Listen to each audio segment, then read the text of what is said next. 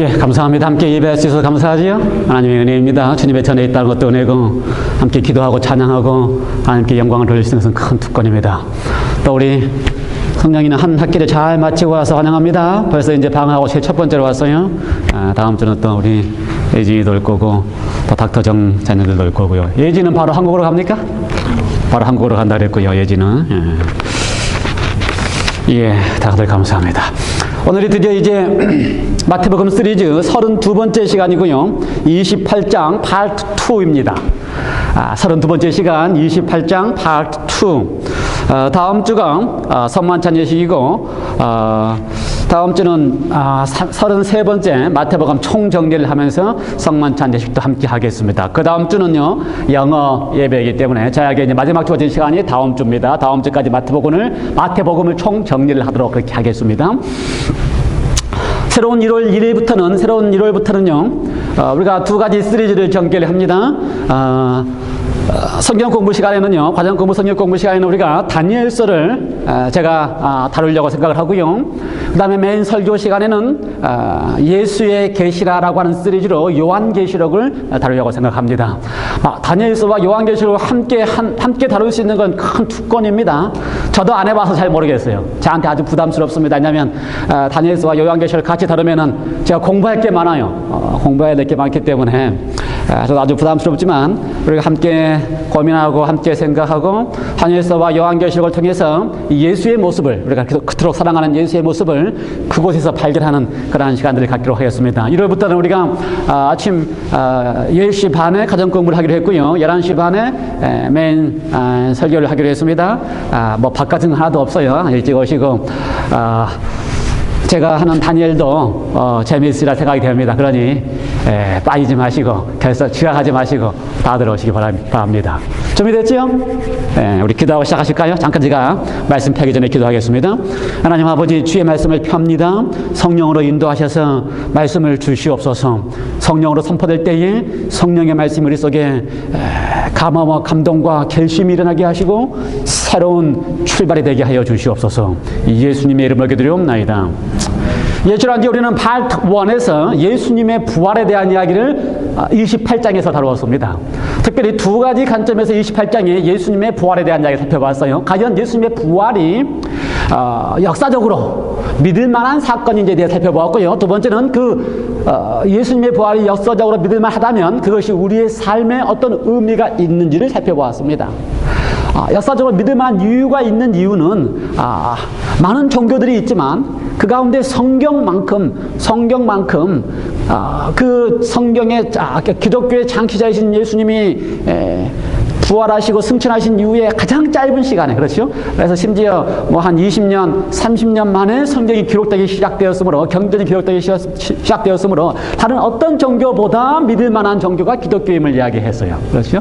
예를 들어서 불교는 무려 한 600년 후에 경전이 기록됐고요. 그러니 어느 한 종교도 믿을 만한 종교가 없지만 성경만큼은 아주 짧은 역사 속에서 기록되었음을 이야기하면서 가르쳤던 예수가 돌아가시고 부활하신 지 얼마 안 있어서 바로 기록되었으므로 그 기별과 그 가르침이 믿을만하다는 이야기를 드렸고요. 특별히 부활이라고 하는 관점에서 네 가지 측면에서 부활이 정말 있고 확실하게 믿을만한 사건임을 성경을 통해서 이야기를 했습니다. 또 역사적으로 이야기를 했습니다.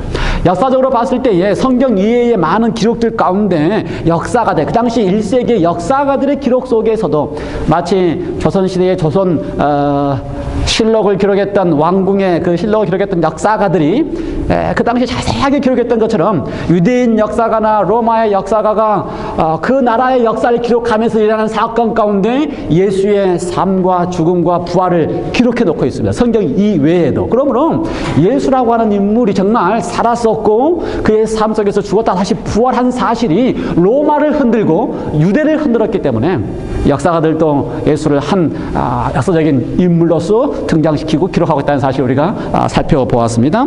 그뿐만 아니라 예수의 무덤을 아리마대 요셉의 무덤을 썼다고 이야기했어요. 있어요. 아리마대 요셉의 무덤. 그걸 기록하려면 아리마대 요셉이 살아있을 수도 있었다고 생각이 돼요. 그렇죠? 아니면 그의 아들이 살아있었습니다. 왜냐하면 마가복음이 기록된 때가 아리마대 요셉에 대한 이야기를 하면서 마가복음이 기록된 때가 예수님이 죽으시고 부활하신 다음에 한 20년이 지나서 마가복음을 기록했기 때문에 충분히 살아있을 수 있어요. 그래서 그걸 살아있음에도 불구하고 만일 그 아들들이 예수를 싫어하는 산헤드린 회원이었다면 부인할 수도 있었을 것이고 또 그 같은 회원들이 다 알고 있기 때문에 그렇지 않다라고 얼마든지 이야기할 수 있을 텐데도 그 이름을 명확하게 써놨다는 사실은 믿을 만한 사실이라는 사실을 성경은 우리에게 제시해 주고 있습니다. 또 다른 증거 가운데 예수의 부활을 목격한 증인들이 여인들이었어요. 세 여인. 그것도 아주 평판이 좋지 않는 여인 중에 한 여인도 포함되는 여인들이었습니다. 그 당시에 여인들은 전혀 인정을 받지 못하고 증인으로 서지도 못하는 그런 여인들을 증인으로 삼아서 예수님을 부활했다고 하는 이야기는 사실 그렇게 기록하려면 보통 자신감을 갖지 않고는 기록하지 않습니다. 왜냐하면 이러한 사건들을 후에 기록하려면 아주 멋있게 꾸며서 이야기해야 되는데 인정해주지 않는 여인들이 증인이라는 사실을 그대로 있는 그대로 기록했다는 사실이 역사가들도 그리스도인이 아닌 역사가들도 이건 진짜 믿을 만한 기록이다라고 이야기를 합니다. 또한 예수님의 무덤이 비었다는 사실을 증명해주고 있습니다. 뭐 유대인들이나 제자들이 증명하는 게 아니에요. 누가 증명해요? 제사장들과 사두개인들과 그들의 입으로 비었다는 사실을 증명합니다. 그래서 예수님의 무덤은 지금도 비어있고 그분은 부활하셨음이 틀림이 없습니다. 마지막 가장 확실한 증거는 예수의 부활을 목격한 사람들이 얼마나 확신 있게 그걸 증거하였냐는 것입니다. 그렇죠? 예수님의 부활을 목격한 다음에 예수님의 부활을 경험한 다음에 그들의 삶이 얼마나 변화되어서 죽음 앞에서도 두려워하지 아니하며 순교하면서까지 기꺼이 예수님의 부활을 증거하는 사람들이 있었고 그로 말미암아 전 세계가 기독교화되고 지금까지 그 기독교가 전 세계에 전파될 수 있었던 것은 바로 예수님의 부활이 분명한 확실하다는 사실이 우리에게 보여준다라는 말씀을 드렸습니다. 그러한 예수님의 부활이 우리에게 분명하고 확실하다면 그것이 나에게 어떤 의미가 있는가? 예수님은 당신의 입으로 당신의 설명으로 자기 자신을 가리켜서 나는 부활이요 생명이라고 말씀하셨습니다. 예수님이 뭐라고요? 부활이고 생명이다. 예수님이 부활이고 생명이다. 그렇습니다. 예수님이 부활이시고 생명이십니다. 예수님이 부활하셨기 때문에 다시 살아나셨기 때문에 우리의 삶 속에서 지금도 함께 하실 수 있는 분이십니다. 세상의 다른 모든 종교들은 그저 그 교주의 가르침을 가르치는 것으로 끝나지만 부활하신 예수님은 가르치는 것으로 끝나지 아니하고 어떻게 하신다고요? 우리와 함께 하시면서 우리의 삶 속에서 살아계신 예수님을 경험하게 해 주신다. 그러므로 예수님의 부활은 우리에게 지금도 맛보게 할 수 있는, 지금도 경험할 수 있는 삶의 경험임을 말씀을 드렸습니다. 오늘은 마지막 28절 파트 2에서 제목이 뭐예요? 함께 그리고 가라라고 하는 제목입니다. 영어로 with and go라고 하는 제목입니다. 성경에서 나와 있는 이야기입니다. 제가 만든 이야기가 아니고요. 성경에서 나와 있는 말씀입니다. 제가 어제 카톡을 통하여 우리가 확실하게 하려고 하는 본문의 이야기 가운데 보면은 거기에 함께와 가라라고 하는 이야기가 아주 중요한 오늘 본문의 주제입니다. 오늘은 예수님께서 부활하시고 난 다음에 40일 동안 무엇을 하셨을까? 예수님께서 부활하고 난 다음에 40일 동안 무엇이 가장 중요한 것이었을까라고 하는 이야기를 좀 하려고 합니다. 40일 동안 예수님이 40일이나 계셨습니다. 꽤 오랫동안 계셨어요. 그렇지요? 40일이면 무엇을 하시면 좋을까? 근데 마태, 마가, 누가, 요한에 보면요, 예수님께서 부활 후에 하신 일에 대한 기록이 그렇게 많지 않습니다. 마태복음에는요, 부활하셨다?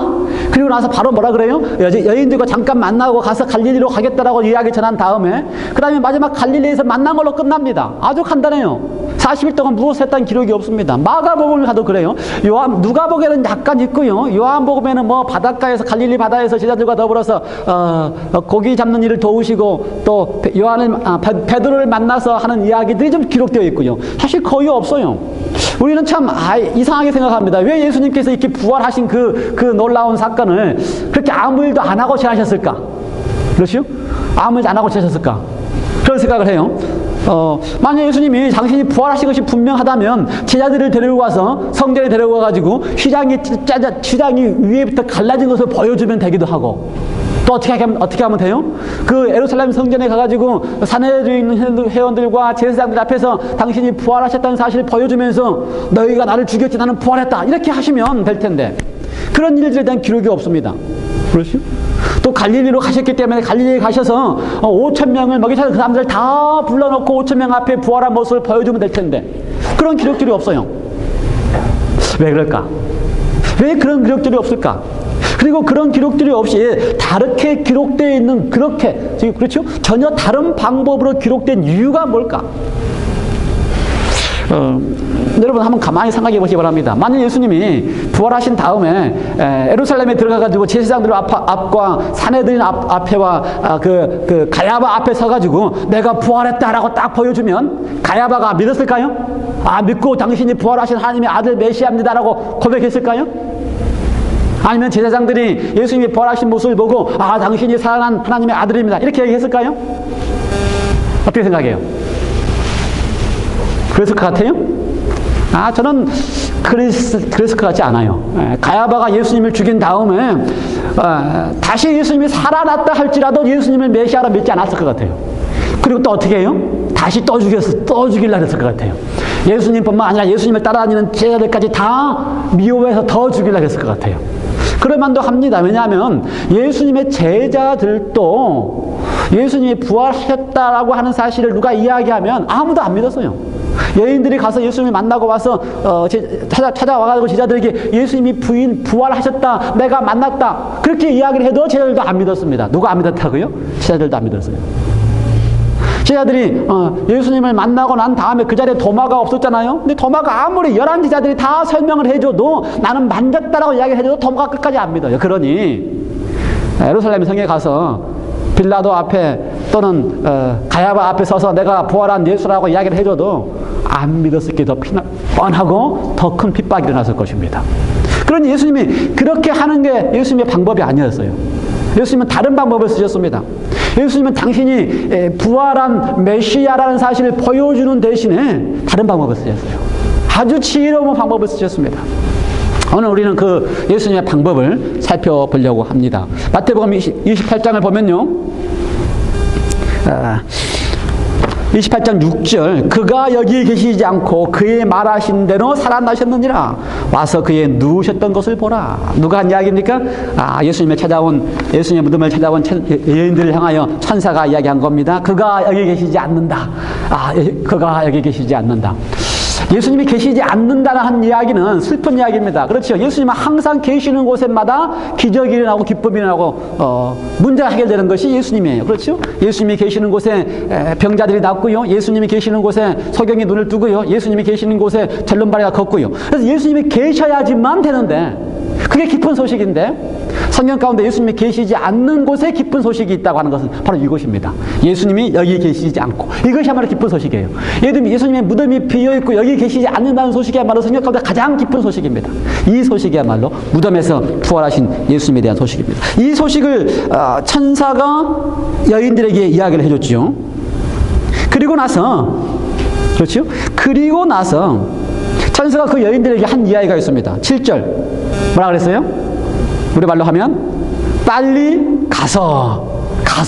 가라, 고라고 하는 이야기입니다. 가서. 그렇죠? 여인들에게 천사가 예수님이 여기 있지 않다라고 하는 기쁜 소식을 전한 다음에 그 여인들에게 분부한 게 뭐라고요? 한국 스타일이죠. 거기에 뭐가 들어있어요? 빨리빨리. 그러니까 이거는 우리 막도 알아들어요. 빨리빨리. 근데 바로 그 스타일 그대로 되어 있어요. 천사가 지금 누구를 향하여, 여인들을 향하여 뭐라 그래요? 빨리. 뭐라고요? 가서 빨리 가고. 이게 지금 핵심입니다. 다른 게 없어요. 부활한 예수에 대한 소식을 알려주어야 될 때에 예수님이나 천사나 그러니까 부활한 당사자 하늘이, 그렇죠? 예수님이 부활했다는 사실을 하늘이 그 부활했다는 사실을 알리는 데 있어서 가장 절실한 것은 예수님 당신 자신이 부활한 모습을 보인 거나 또는 천사가 보였다는 사실을 알리는 게 아니고 누구에게? 예수의 부활을 목격하고 예수의 부활을 만나고 들은 사람들로 하여금 빨리빨리 가라라고 하는 것입니다. 핵심은 그거예요. 핵심은 예수님이 다른 방법을 쓰지 않으셨습니다. 우리가 생각할 땐 더 효과적이라고 생각하는 방법을 쓰지 않으셨어요. 당신 자신이 보이거나 수많은 사람들 앞에서 내가 살아났다는 사실을 알리거나 하지 않으셨다는 것입니다. 그리고 우리를 사용하셨습니다. 여인을 사용하셨습니다. 여자들을 사용하셨어요. 여인들을 보내셔서 뭐라 그래요? 빨리 가서 알리라고 하는 것입니다.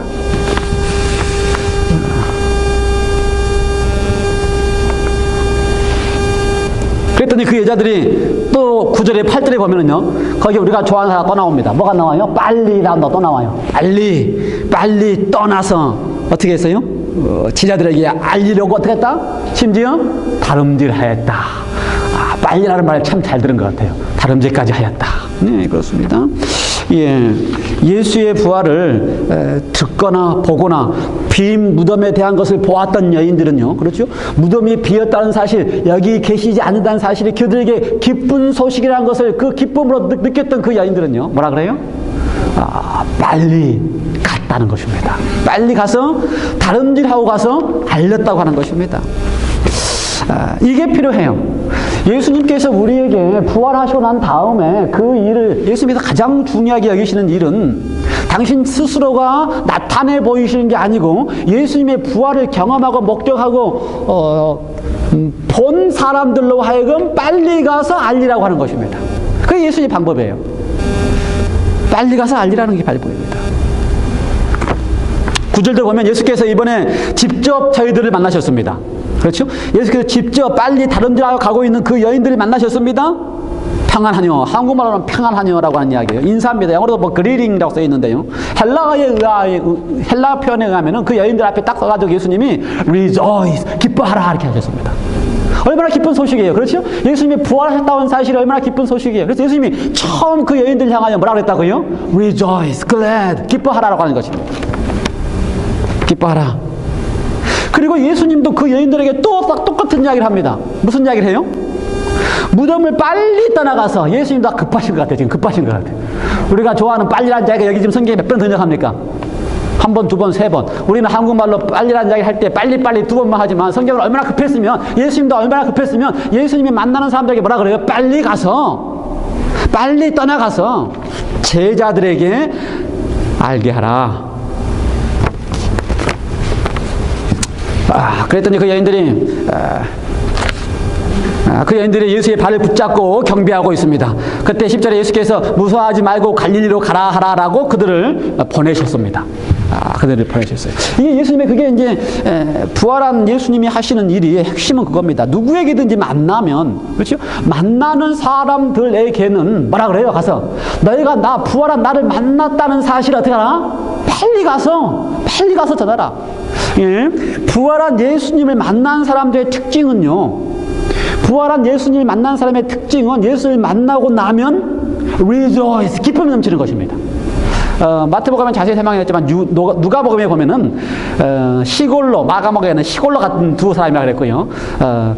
누가복음에는 정확한 지명을 설명을 했습니다. 엠마오로 가는 두 제자라고 표현을 했어요. 예수님의 죽으심 다음에 부활했다고 사실 전혀 모르고 십자가에 돌아가시고 안식일 지난 다음에 일요일날 아침부터 떠나서 자기 시골 마을인 엠마오로 가고 있는 두 제자들이 아주 실망과 절망 가운데 가고 있는데 그곳에 부활하신 예수님이 오셨습니다.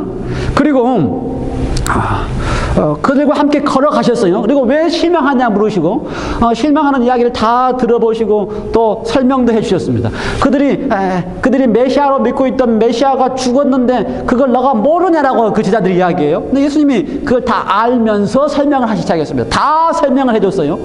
예수님이 부활하신 메시아라고, 메시아는 부활한다는 사실을 성경을 통하여 다 설명을 해줬습니다. 그걸로 안 되고 같이 함께 모여서 불을 피고 떡을 나누어 먹으면서 떡을 떼어주면서 자신의 모습을 보여주셨어요.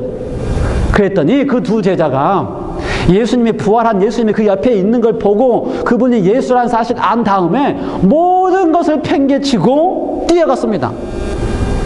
거기에 예수님이 있다는 사실도 깜빡 잊어버리고. 왜요? 그 기쁜 소식을 알려야만 했기 때문에. 그래서 다시 돌아가서 예루살렘에 돌아가서 그 마가의 다락방에 돌아가서 함께 있던 12제자를 11제자지요. 11제자 아니 2명은 떠났으니까 9명만 있나? 그거 잘 모르겠네요. 안 쉬어봤어요. 어쨌든 그 제자들을 향하여 뛰어가서 문을 두드리고 찾아갔어요. 모든 사람들이 다 그래요. 예수를 만나서 이가 부활한 예수라는 사실을 만지고 경험하고 느끼고 아는 사람들의 특징은 뭐예요? 바로 그 자리에서 뛰어가서 그 소식을 알렸다고 하는 것입니다. 그들이 그 기쁜 소식을 가만히 두고 있을 수가 없다는 사실입니다. 여러분, 우리가 예수의 부활에 대하여 믿고 예수님이 우리의 부활했다는 사실을 다 믿고 있는 사람들이에요. 그래서 우리가 그리스도인들 아닙니까? 기뻐요? 기뻐요? 뛰어갈 수 있어요? 뛰어야죠. 기쁜 소식을 가만히 갖고 있지 않아요. 기쁜 소식은 그 가만히 감당할 수가 없어요. 그 좋은 소식을 가만히 감당할 수가 없어요. 아무도 감당하지 못합니다. 그렇죠? 왜요? 너무 좋은 소식이기 때문에 누구에게 나눠줘야 돼요. 누구에게 줘야 돼요. 우리의 삶 속에 있는 기쁜 소식도, 아들 낳았다는 소식도 기쁜 소식도, 그렇죠? 딸 대학에 합격했다는 기쁜 소식도 가만히 둘 수가 없어서, 지금 뭐야 그랬더? 손자 보게 됐다는 소식도, 이제 여러분이 하도 우리 교인들이 다 나이가 많기 때문에 아들 장가 보내게 되었다는 소식도 앞으로 일어날 것이고, 또 뭐 있어요? 손자 보게 됐다는 소식도 그렇고, 아들 대학 들어갔다 모든 소식을 기쁜 소식을 가만히 둘 수가 없어요. 어떻게 해야 돼요? 알릴 수밖에 없어요. 그러니까 그리스도인으로서 예수를 믿고 살아가는 사람으로서 예수가 내 삶에 부활하셔서 내 삶을 바꾸시고 내가 부활한 예수를 경험하는 그 기쁜 소식을 가만히 가지고 있다면 그때부터는 우리가 진짜 경험하는 그리스도인이 아니기 때문에 주님께서는 우리로 하여금 경험하도록 하기 위하여 기쁨을 맛보도록 하기 위하여 예수를 만난 기쁨을 맛보는 사람들마다 뛰어나가서 그 기쁨을 전하도록 하는 일을 맡기시고 계시는 것입니다. 그러니 예수님이 당신 자신이 직접 나서서 손과 발을 보여주지 아니하시고 기쁨을 맛본 사람이 그 기쁨을 나누어질 때 그 기쁨이 배가 되기 때문에 배가 된 기쁨이 그 사람의 삶을 변화시키기 때문에 주님께서는 바로 여러분의 삶을 변화시키기 위하여 부활하신 당신 자신이 하지 아니하시고 여러분의 삶을 변화시키기 위하여 여러분이 부활한 예수님을 만난 그 기쁨을 또 나누어 줄 때 배가 되는 기쁨을 맛보게 하기 위하여 여러분을 빨리 가라라고 보내신다는 사실을 기억하시기 바랍니다. 교회는요, 예수님도 마찬가지고요. 예수님 당시에 초대교회가 초대교회로 부흥할 수 있었던 것은 여인들 때문입니다. 여인들. 예수님을 처음으로 목격한 것도, 예수님의 부활을 처음으로 목격한 것도 누구였어요? 여인들이었습니다. 그렇죠? 원래 여인들이 신앙할 때에 훨씬 더 열성적으로 신앙하고 훨씬 더 적극적으로 신앙하고 훨씬 더 빨리빨리를 잘하는 분들이 여인입니다. 예수님이 그걸 잘 알아요. 그래서 그 당시에 예수님의 수제자라고 하는 제자들은 다 숨어 있고 무서워서 누가 더 용기가 있어요? 여인들이. 아마 이렇게 좀 더 베네핏도 있었겠지. 지키고 있는 군인들이 아마 이 시커먼 남자들이 가는 것보다 부드러운 여자들이 가는 것이 훨씬 더 로마의 군인들이 훨씬 더 대우를 잘해주겠지요. 그런 것도 있을 수 있었지만 어쨌든 교회든지 예수님이든지 제자든지 초대교회든지 21세기 올림피아 교회든지 하나님께서 우리를 통하여 역사하실 때에 여인들이 움직여야 교회가 됩니다. 여기도 보면은 남자보다 여자들이 더 많잖아요. 여인들이 살아서 움직여야 교회가 되는 것입니다. 예수님이 그 방법을 잘 아시기 때문에 처음에 보내신 사람들이 누구라고요? 여인들이에요. 그러니 올림피아 교회 여인들이시여, 여집사님들이시여, 살아나시기 바랍니다.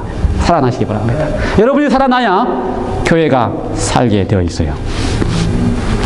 예수님께서 그 여인들에게 보내시면서 10절에 무서워하지 말고 내 형제들에게 가서 어떻게 하라? 갈릴리로 가라 하라. 거기서 나를 보리라. 10절에 그렇게 말씀하셨습니다. 여인들이 부활한 예수님을 제자들이 만날 수 있는 곳이 어디라고 설명을 했어요? 갈릴리에서 보겠다. 예수님께서 40일 동안 시간이 있는 동안에 제자들로 하여금 갈릴리에 가서 보라고 그랬을까요? 갈릴리에 가서 나를 만나라 그랬을까요? 왜 그랬을까? 우리 채집사님은 제가 이 28장을 한다고 이야기했더니 28장에 대한 고민을 하도 많이 하셔가지고 지난주에도 그렇고 어제도 그렇고 저한테 자신이 고민한 제가 설교해야 될 이야기를 미리 다 저한테 말씀을 해버려요. 그러니 저보다 더 빨리 깨달은 것 같아요. 왜 갈릴리로 가라고 그렇게 하셨다고요? 예수님이 왜 제자들을 갈릴리로 보내셨을까? 갈릴리로 가라고 그러셨을까? 성경의 기록 가운데 대부분의 예수님의 이야기는 어디에서 일어난 사건입니까?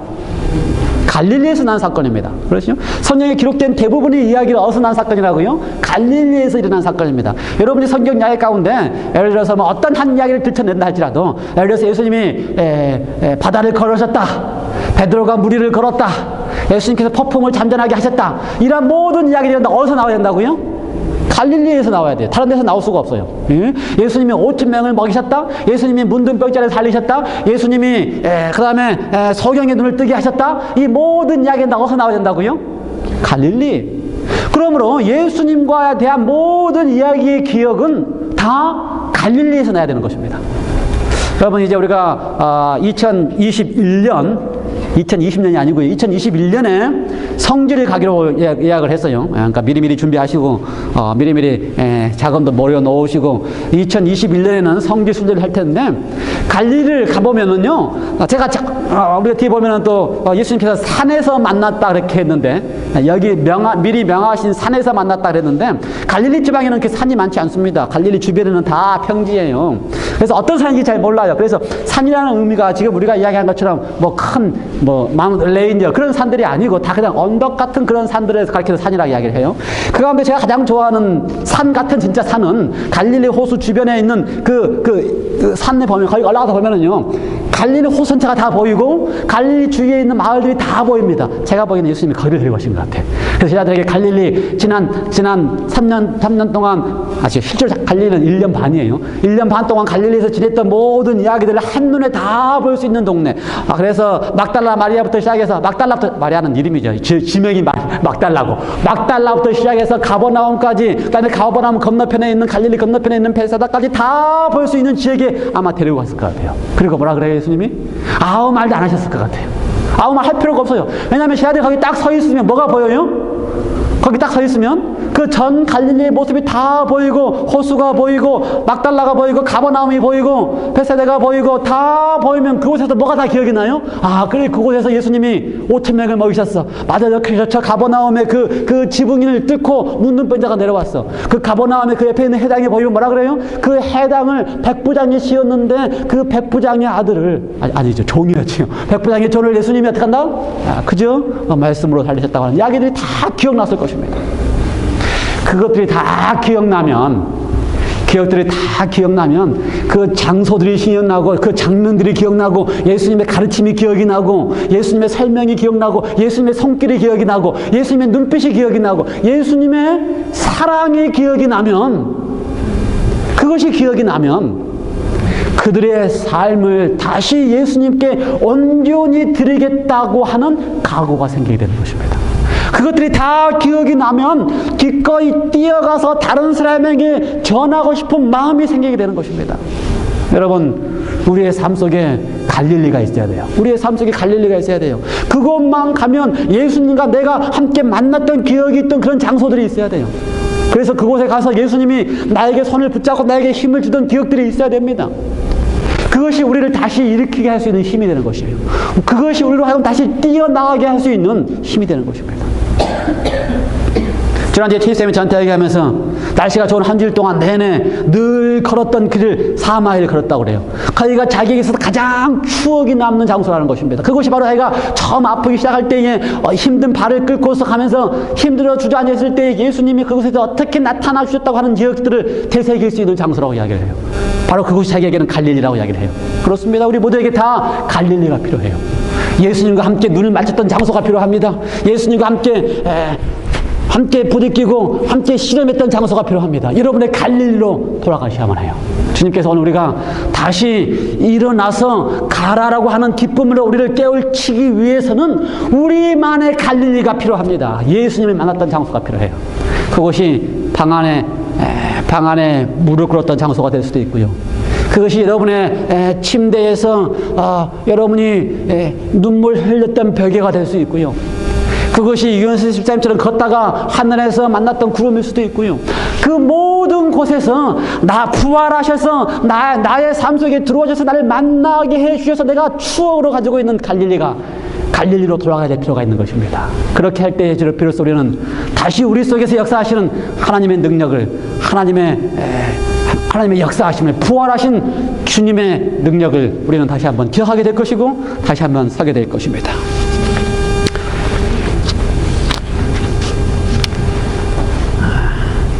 (16절부터) 보면은요, 예수님께서 11제자가 갈릴리에 가서 예수의 명하신 산에 이르렀다라고 되어 있습니다. 갈릴리로 가서 예수의 명하셨던 산에 이르렀다. 여인들이 제자들에게 예수님의 말씀을 전해서 갈릴리로 가라라고 이야기를 했을 때에 제자들이 갔을 것 같아요? 가기는 갔겠지요. 성경의 기록에 의하면은요, 마태, 마가, 누가복음을 이렇게 자세히 살펴보면 제자들이 즉시 가지 않았습니다. 그럴 만도 해요. 왜냐하면 그 당시가 6월절이었잖아요. 6월절 절기를 지키러 다 왔을 때에 6월절 절기를 지키는 유대인들의 방법이 있습니다. 6월절은 하루지만 6월절 다음 날부터서 3일 동안은 뭡니까? 무교절입니다. 이것도 같이 지켜야 돼요. 그리고 나서 무교절 시작하는 첫 안식일과 무교절 마지막 안식일도 절기로 지킵니다. 그러므로 온 유대인들이 다 예루살렘에 모이면 6월절부터 시작해서 최소한 8일 동안 예루살렘에 머물면서 절기를 지킵니다. 6월절 지키고요, 무교절 첫째 안식일 절기로 지키고요, 무교절 마치는 마지막 안식일 절기로 지키고, 이러니 한 일 동안 다 절기로 지켜요. 예수님의 제자들도 예수님이 갈릴리로 가라고 하는 이야기를 들었지만 즉시 가지 않았습니다. 왜요? 6월절 절기를 지켜야 되기 때문에, 유대인들이기 때문에. 그래서 한 주일 내내 예루살렘에 머물렀습니다. 예수님께서 머물러 있는 제자들을 향하여 머물러 있는 다락방마다 예수님이 오셨습니다. 부활하신 바로 그날 밤에 예수님께서 다락방에 오셨습니다. 부활하신 날 밤에 여인들이 이미 제자들에게 와서 이야기를 했어요. 뭐라고요? 예수님이 부활했다. 마가복음의 기록에 의하면요, 여인들이 막달라가 와서 자신이 예수님을 만나고 예수님과 대화를 나누고 예수님이 갈릴리로 가라 그랬다고 하는 소식을 다 전해 주었지만 마가복음의 기록에 의하면요, 믿지 아니하더라 이렇게 기록되어 있어요. 아쉽죠? 11제자들이 믿지 아니하더라 이렇게 기록되어 있어요.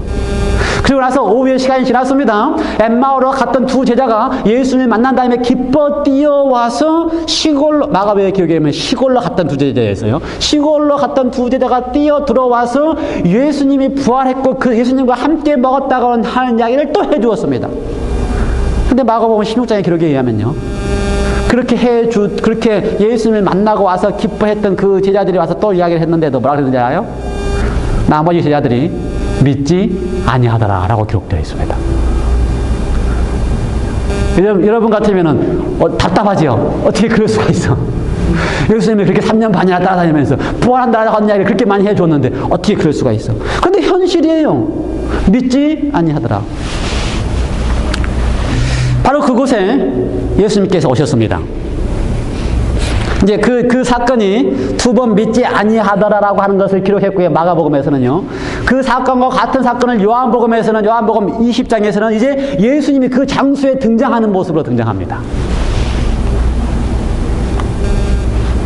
예수님이 오셔서 그 믿지 않고 있는 제자들에게 처음으로 하신 일이 있습니다. 첫 말씀은 평안하냐, 살롬. 믿지 않은 이유가요, 믿을 수도 없었을 뿐만 아니라 두렵기도 했습니다. 두려움 속에 있었어요. 왜냐면 이제 예수님이 돌아가셨다고 한 사실이 자기들에게 두려움을 다가왔기 때문에 두려움도 있었고요, 걱정도 있었고요, 앞으로 어떻게 해야 될지에 대한 고민도 있었고요. 그 모든 짐을 가지고 있는 그들 앞에 예수님이 첫 마디가 뭐였냐고요? 평안하라. 평안이 있을지어다. 그걸로 끝나지 아니하시고 그들 앞에 예수님이 서셔서 그 모여있는 그들 앞에 평안이 있을지어다 라고 말씀하신 다음에 그들을 향하여 하셨습니다. 그들을 향하여 하셨습니다. 한 번 하셨을까 잘 모르겠어요. 아마 거기에 한 열댓 명이 앉아 있었다면 우리가 이야기한 11명의 제자뿐만 아니라 여인들도 있었을 것이고요. 그 다음에 이름이 알려지지 않은 시골로 갔던 두 제자의 이름은 다른 이름이었어요. 그러니 예수님이 한 번 그저 후 하고 끝내시지 않으셨을 것 같아요. 제 추측으로는 거기 있는 각 사람들 앞에 가셔서 각 개인들을 향하여 예수님께서 어떻게 하셨다고요? 후 하셨을 것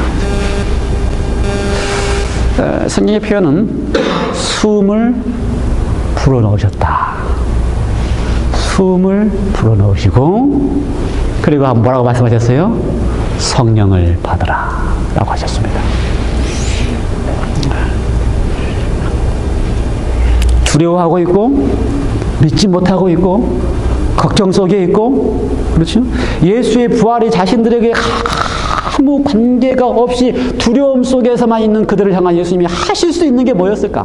무엇을 해주고 싶으셨을까? 믿지 못하고 있는 제자들을 향하여 두려움에 떨고 있는 제자들을 향하여 예수님이 그곳에 오셔서 무엇을 해주고 싶었을까? 숨을 불어 넣으셨습니다. 그리고 성령을 받으라 하셨습니다. 동일한 장면이 창세기 2장에 등장합니다. 창세기 2장에 하나님께서 아담을 흙으로 잘 만들어 놓으셔가지고 새 옷을 만드셨는지 눕혀서 만드셨는지 모르지만 잘 빚어 만들어 놓으시고 그 아담에게 처음으로 하나님이 하신 일이 그 코에 숨을 불어 넣으신 것입니다. 그랬더니 드디어 아담이 뭐가 됐어요? 살아 움직이는 생명, 살아 움직이는 존재가 되었습니다. 하나님의 숨은 생명입니다. 하나님의 숨은 생명이에요. 하나님의 숨이 불어넣어지지 않으면 우리에게는 생명이 없습니다. 여러분이 지금 호흡을 하고 있다고 생각하기 때문에 내가 살았다고 생각하지만 하나님의 호흡, 하나님의 숨이 여러분에게 들어와 있기 때문에 생명이 있는 것입니다. 아담이 그랬어요. 아담이 하나님의 호흡이 들어왔기 때문에 생명이 있었습니다. 그런데 그 동일한 하나님이 두려움과 떨림 속에 아무것도 할 수 없는 모든 제자들을 보시고 동일한 하나님이 그들에게 다시 생명을 줄 수 있는 방법도 똑같이 어떻게 하셨어요? 숨을 불어넣으시고 생명을 받으라 라고 하셨습니다. 성령을 받으라 라고 하셨지만 생명을 받으라 라고 하신 것입니다. 여러분, 우리가 숨을 쉬고 해서 생명이 있고 살아있는 게 아니고 우리는요, 그리스도인들은요, 하나님이 주시는 호흡, 생명의 호흡, 성령의 호흡을 받아야지만 살아가는 사람들임을 기억하시기 바랍니다. 주님께서 부활하시고 난 다음에 우리에게 가장 해주고 싶은 것이 무엇이냐면요, 생명의 호흡을 주고 싶어 하시는 것입니다. 성령을 주고 싶어 하시는 것입니다. 하나님의 영으로 살아간다는 사실을 기억하게 하고 싶어 하시는 것입니다. 우리는요, 하나님의 영, 스피릿이 없으면 살 수가 없습니다. 하나님이 우리 속에 호흡으로 스피릿, 하나님의 영을 불어넣으셔야지만 드디어 어떻게 할 수 있어요? 살아 움직일 수 있는 존재임을 기억하시기 바랍니다. 여러분, 우리가 부활하신 예수님이 우리에게 그저 이론적으로 이해되고 그저 내가 교회를 다니기 때문에 예수님이 부활했다 그렇게 머릿속으로 이해되고 내가 아직 부활하신 예수님을 한 번도 체험적으로 만나본 적이 없고 부활하신 예수님이 나의 삶 속에 기쁨이 되지 않는다면 지금 이 시간 그러한 우리들을 보고 예수님이 하시고 싶은 것이 있다면 우리 각 개인들 앞에 서셔서 당신의 생명의 호흡, 성령의 호흡, 살게 하시는 호흡, 느끼게 하시는 호흡, 맛보게 하시는 성령의 호흡을 여러분 속에 불어넣고 계심을 기억하시기 바랍니다. 호흡이 느껴져야 돼요. 성령이 느껴져야 돼요. 여러분에게 불어주시고 계시는 바람이 느껴지시기를 간절히 기원합니다. 우리가 우리를 향하여 불어넣어주시는 성령이 느껴지시기 시작하신다면 우리 속에 불어지는 성령의 바람, 생명의 바람이 느껴지기 시작한다면 드디어 예수님께서 우리를 향하여 분부하실 수가 있습니다. 우리가 아직 예수님이 내 앞에 서셔서 그렇게 살게 하고 싶으셔서 우리 속에 스피릿, 성령을 불어넣으시는 그 바람을 불어넣고 계시는데 나는 아직도 그냥 뒤에 서가지고 그 바람이 뭔지도 모르고 그 호흡이 뭔지도 모르고 그 생명이 뭔지도 모르고 그 성령이 뭔지도 모르고 나는 그 호흡을 맛보지도 않고 있다 그러면 주님께서 우리를 그 다음 일을 하실 수가 없습니다. 그 다음 일은 뭐예요? 가라라고 하는 건데, 가라라고 보낼 수가 없어요. 그러니 준비되지 않는 우리에게 주님께서 먼저 하신 일이 바로 우리 앞에 오셔서 당신의 호흡, 생명, 성령을 불어넣어 주시는 것입니다.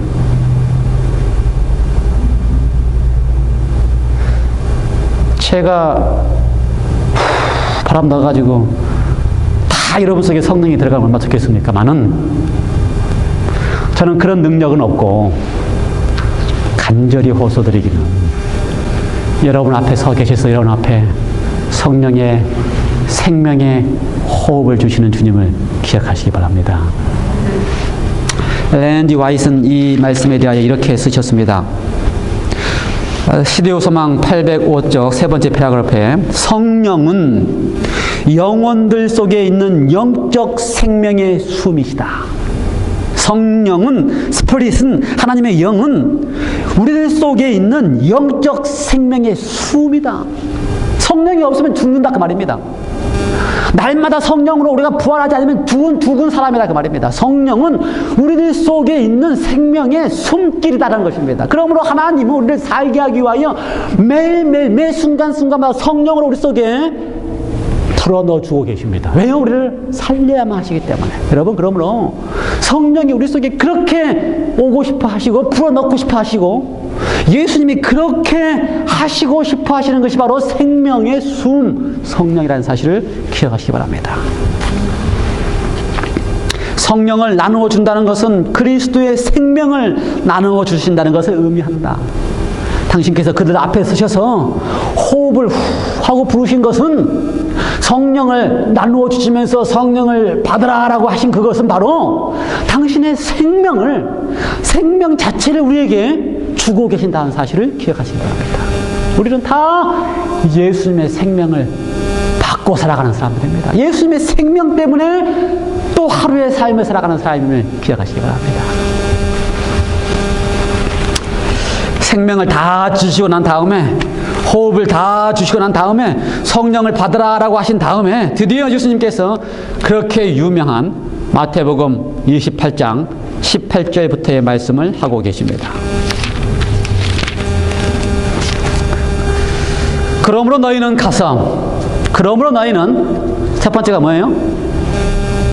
가서 꼬라고 하는 이야기입니다. 예. 성령을 주셨습니다. 여러분 떨지 않게 되시기 바랍니다. 나는 가는 게 두렵다 이렇게 생각하지 않게 되시기 바랍니다. 주님께서 우리에게 생명의 호흡을 주셨고요. 생명을 주셨습니다. 그리고 날마다 성령을 우리 속에서 역사하고 계십니다. 그리고 나서 주님께서 말씀하시기를 가라라고 하십니다. 가서 모든 족속으로 제자를 삼아. 모든 족속으로 제자를 삼아. 그렇죠?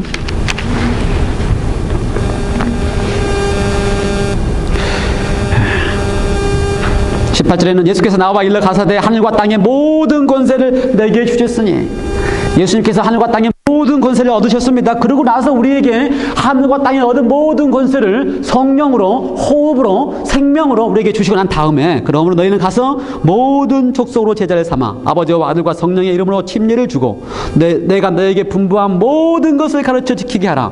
볼지어다 내가 세상 끝날까지 너희와 항상 함께 있으리라. 네. 한국말 성경에 모든이라고 하는 이야기가 3번 등장합니다.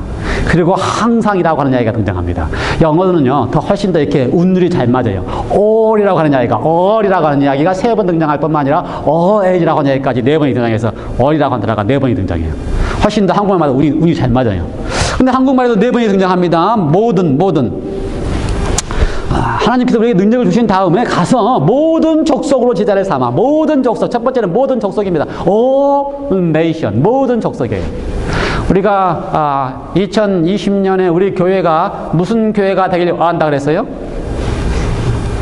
교회 이름 가운데 제가 가장 좋아하는 교회 이름 중에 하나가 All Nation Church입니다. 주님께서 분부하신 대로 모든 민족에게, 모든 나라에게, 모든 All Nation에 가서 다 제자를 삼아요. 그래서 All Nation Church가 참 좋아요. 우리 교회가 All Nation Church로 가려고 생각 가지고 있지 않습니까? 영어도 하고 중국어도 하고 그렇죠? 일본어도 하고 어떤 언어를 한다 할지라도 다 하나님의 교회 안에서 통할 수 있는 All Nation Church. 모든 민족이 가서 예, 우리가 모든 민족에 가야 됩니다. 한국 민족도 가야 되고, 영어 민족입니까? 미국 민족입니까? 뭐, 미국 민족이라, 미국이라고 민족이 없기 때문에, 어쨌든 모든 민족에 가야 돼요. 가서 다 뭘 전한다고요? 예수님의 기별을 전해야 됩니다. 모든 민족에 가서, 그다음에 뭐요? 모든 족속으로 제자를 삼아 아버지와 아들과 성령의 이름으로 침례를 주모. 이 장면이 참 우리는 성경을 잘못 이해할 때가 참 많이 있어요. 제자를 삼아 그 다음에 하는 일, 모든 민족으로 제자를 삼아. 이것 때문에 제자 훈련에 관심이 많은 교회들도 있고, 제자 훈련에 중요시한다고 하는 교회도 있고, 제자를 삼는 일에 참 관심이 많습니다. 그런데 엄밀한 이야기는 누군가를 나의 제자로 삼아라, 그런 이야기가 아닙니다. 더 엄밀한 이야기는 어떤 이야기냐면요, 모든 족속에게, 모든 사람들에게 가서 그들의 제자가 되라라는 이야기입니다. 그들을 제자를 삼으라는 이야기가 아니에요. 제자를 삼은 다음에 주로 관심이 있는 것은 뭐예요? 제자를 삼아에 제대로 관심이 있는 것은 가르치는 것에 관심이 많이 있습니다. 그래서 우리는 너무 그 가르침에 관심이 많기 때문에 내가 가지고 있는 것을 가르친다는 생각을 너무나 많이 가지고 있어요. 근데 지금 21세기에는 모든 사람들이 누구로부터 가르침을 받는 걸 싫어합니다. 왜요? 자기가 다 똑똑하다고 하는 사람들이기 때문에 가르친다 그러면 그거 별로 안 좋아해요. 그래서 이 제자를 삼아라고 하는 개념, 그다음에 제자를 삼고 가르쳐야 하는 개념이 달라져야 됩니다. 그래서 그 달라진 의미의 원래 의미는 제가 볼 때는 제자를 삼아가 아니고 제자가 되라는 의미입니다.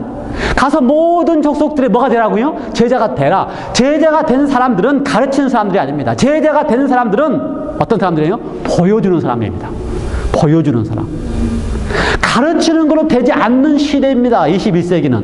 여러분, 아무리 가르쳐 보세요 되는가? 아무리 내가 옳다고 가르쳐 보십시오 되는가? 뭐라 그래요? 자기가 옳다 그러지.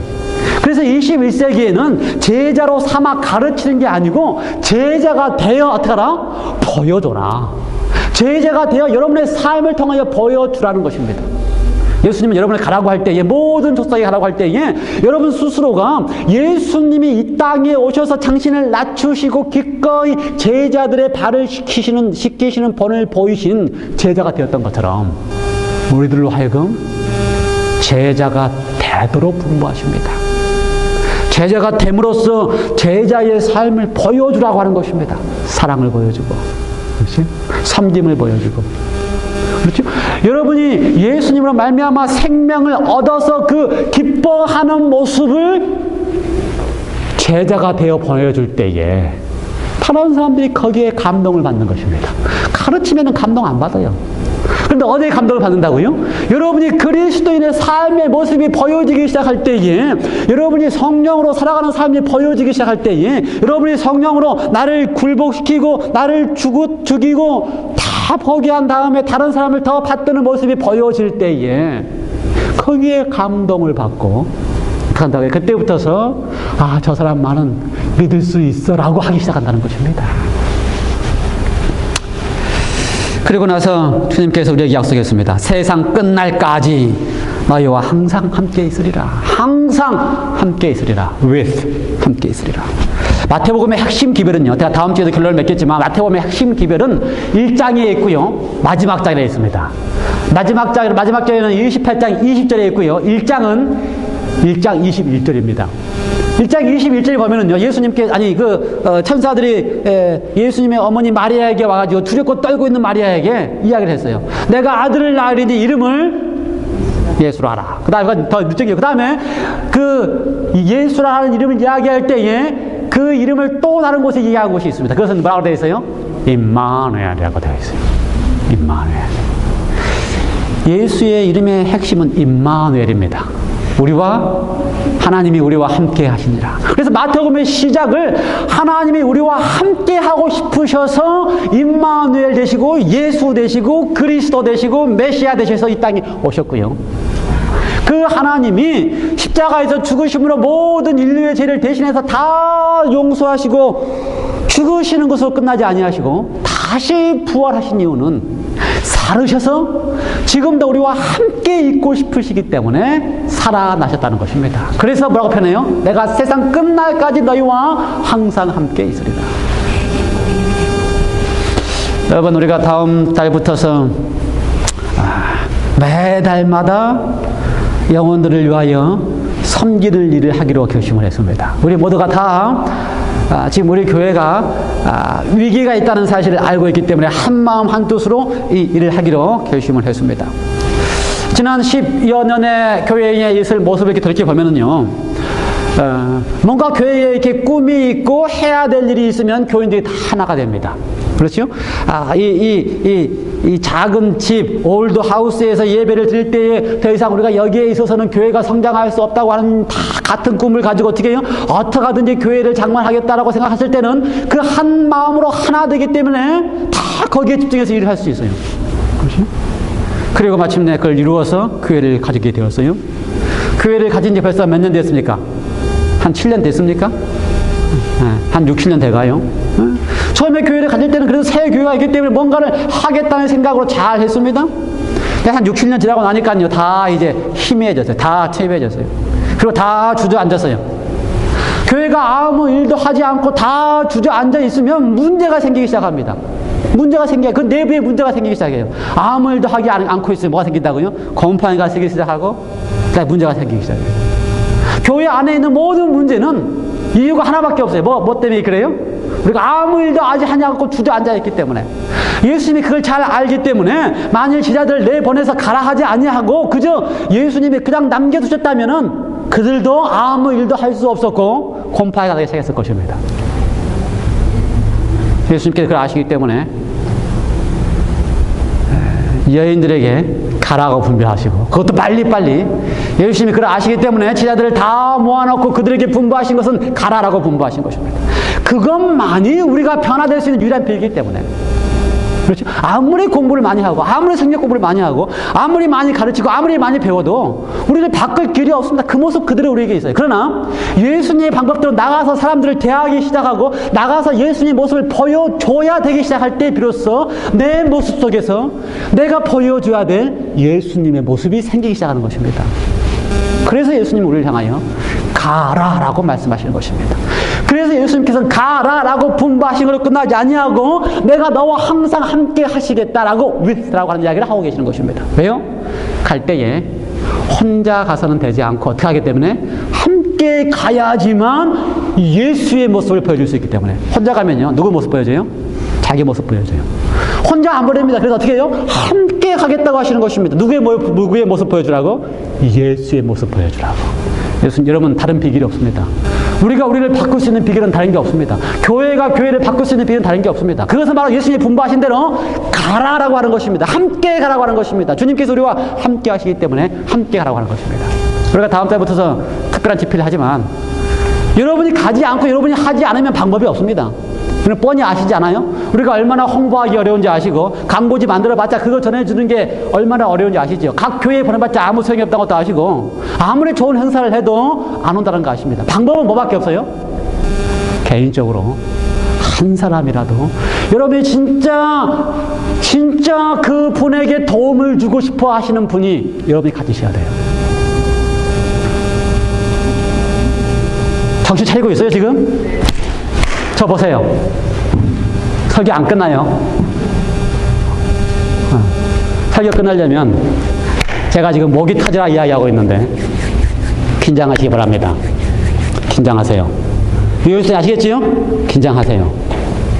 예수님의 방법은, 나를 변화시킬 수 있는 방법은, 지금까지 설교 다 잊어버려야 돼요. 예수님의 방법은 가라라고 하시고 함께 가겠다는 것입니다. 나만 가면 줄 게 아무것도 없지만 함께 가실 때에 우리가 줄 수 있는 게 있어요. 누구라고요? 그렇게 우리가 사랑하는 예수님을 소개해 주는 것입니다. 그리고요, 함께 가셔서 그렇게 사랑하는 예수님을 잘 소개해 주시기 바랍니다. 여러분이 하셔야지만 돼요. 제가 강사님하고 이야기를 하면서 제가 이야기 드렸습니다. 우리 교회는 너무 작아가지고요, 많이 안 모입니다. 자, 다 이야기했어요. 그래서 한 번 이렇게 해가지고는 안 됩니다. 한 번 이야기해가지고는 안 되고요. 최소한 10번, 20번은 해야 됩니다. 10번, 20번, 같은 사람 10번, 20번 만나고 도와주고 해야 됩니다. 그래서 제가 처음부터 기초부터 하라고 말씀을 드렸어요. 한 10번 할 수 있는 기회가 있으니까 다른 분이 오시더라도 계속 하면 되니까 처음부터 기초부터 다시 다 가르쳐달라고. 건강에 대해서. 그래서 내가 맛보고 내가 좋으면 그 좋은 걸 소개해 줄 수 있기 때문에. 그게 예수님의 방법이에요. 예수님을 만나서 기뻐야 또 예수님을 소개해주지 않겠어요? 그러므로 여러분이 이 건강에 대한 것도 내가 해보고 좋으면 이렇게만 하면 된다고 소개해주면 그 사람들도 효과를 볼 수 있어요. 그러므로 여러분이 좋은 것들을 전해줄 수 있게 되시기 바랍니다. 그래서 설교는 끝내야지요. 끝내야 되니까 마지막 엘렌 G. 화이트이 기록한 말씀을 읽겠습니다. 너무 좋은 말씀이에요. 우리가 전해줘야 될 것이 무엇인지에 대해 분명하게 하고 있는 말씀입니다. 엘렌 G. 화이트는 우리가 전해줘야 될 것이 무엇인지를 분명하게 우리에게 소개하고 있어요. 매뉴스크립트 49쪽 1898년에 쓰신 글입니다. 십자가에 달리신 그리스도, 그분이 복음이다. 뭐가 복음이라고요? 여러분, 복음이 굿뉴스, 복음이 뭐냐고 물어보시면 아주 간단하게 설명하시기 바랍니다. 뭐가 복음이라고요? 십자가에 달리신 그리스도, 그분이 복음입니다. 다른 거 없어요. 여러분, 나가서 전할 때에 함께 가시는 예수님을 소개하는데 함께 가시는 예수님 어떤 분이시라고요? 십자가에 달리신 그리스도, 그분이 바로 여러분이 전해줘야 될 복음입니다. 이거 하시면 돼요. 가서 내가 만난 예수님 좋기 때문에 이번에 특별하게 건강 집회에 있는데 와서 오셔서 함께 먹고 함께 지내고 함께 건강해지시도록 여러분이 만난 십자가에 달리신 예수 그리스도, 그분이 복음이라는 사실, 그분을 전해주시기 바랍니다. 이제 우리는 세상 죄를 지고 가는 하나님의 어린 양을 보라라는 기별을 갖고 있다. 이게 핵심 기별입니다. 누굴 소개해주면 돼요? 세상 죄를 지고 가는 하나님의 어린 양을 소개해주면 돼요. 우리가 요한계시록 공부하겠지만 요한계시록 속에 예수님이 부활하고 승천해서 하늘에서 왕으로 이렇게 자정하실 때에 그 모습이 거창한 모습이 아닙니다. 요한계시록 4장 5장에 보면 그 모습이 어린 양의 모습이에요. 어떤 어린 양이냐, 그것도 세상 죄를 지고 가서 모든 고난을 당하신 어린 양의 모습으로 하늘 대관식에서 임금으로 자정하셨어요. 그러면 우리가 소개해줘야 될 어린 양은 세상 죄를 지고 가는 어린 양, 우리를 위하여 십자가에 달리신 그리스도, 그가 복음인 그분을 소개해줘야 되는 것입니다. 성도들이여, 못 박히신 구주를 찾아보지 않겠는가? 영생의 소망의 중심이 되신 부활하신 구주를 바라보지 않을 것인가? 이것이야말로 우리의 기별이다. 우리의 논리다. 우리의 교리이다. 우리가 많은 교리가 있는데 그 다 모아놓은 교리가 아니고 진짜 뭐가 교리라고요?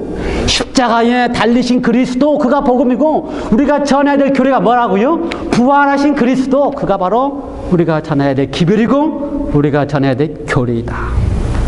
그것이 바로 회개하지 않는 자들에게 보여져야 될 기별이고 슬퍼하는 자들에게 주어야 될 위로고 모든 믿는 자들에게 주어야 될 소망, 십자가에 달린 그리스도, 부활하신 그리스도. 그러면서 이렇게 4번에 걸쳐서 우리에게 호소합니다.